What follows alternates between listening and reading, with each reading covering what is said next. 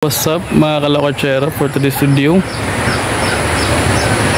dito tayo ngayon sa may San Juan, dito sa may Mahaplag, Leyte. No, so shout out sa mga taga San Juan, Mahaplag, Leyte.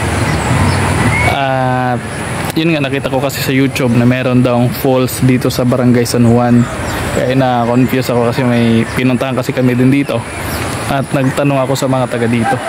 Mga kalakotsero, yung nasa likod ko, ayun, yun yung falls dito sa Barangay San Juan. Mula dito sa mula dito sa barangay nila, dito sa may maraming mga kabahayan, ayan o, dito, ayan, ito yung pinaka proper ng San Juan. So ayun yung falls nila doon, pero kung lalakarin mo hindi naman naabot ng isang oras, siguro mga nasa 30 minutes pag pupunta ka doon sa falls na yun, no? So hindi lang ako sigurado kung ito yung daan, kung dito ba yung daan, so I'm not sure lang kung saan dadaan. Basta sabi ng mga taga dito, okay naman daw yung daan dyan, marami namang pumupunta.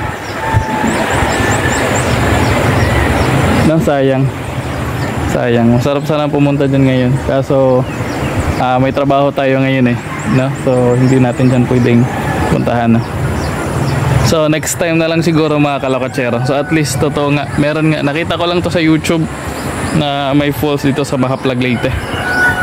Yun, ang ganda, no? So sana mapuntahan natin yan sooner.